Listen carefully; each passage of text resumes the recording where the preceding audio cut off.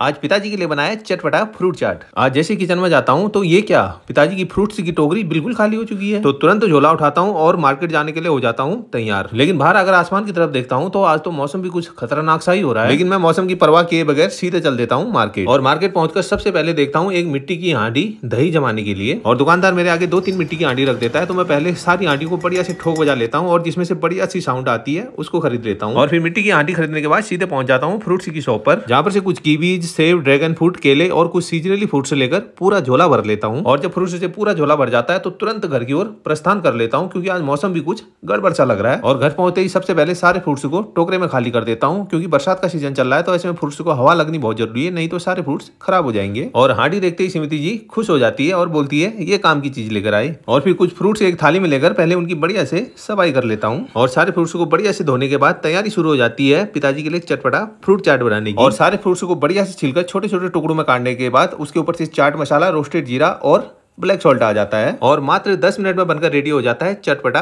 Fruit चाट। लेकिन जैसे ही पिताजी को देता हूँ, पिताजी साफ मना कर देते हैं कि मैं नहीं खा रहा। लेकिन मैं भी कहाँ हार मानने वाला, पहले ध्यान से उनकी सारी बातें सुनते रहता हूँ और फिर बातों बातों में एक एक पीस उनके हाथ में रखते रहता हूँ। और बातों बातों में कब पिताजी खाने लग जाते हैं उनको भी पता नहीं चलता, क्योंकि जैसे जैसे माँ बाप बुढ़ापे की ओर अग्रसर होते हैं तो वो एक छोटे बच्चे की तरह हरकतें करने लग जाते हैं। तो वहाँ पर थोड़ी सी समझदारी और संयम की जरूरत होती है। और जब पिताजी बातों बातों में सारे फूड से बढ़िया से खा लेते हैं तो मन को बड़ा सुकून मिलता है। राधे राधे।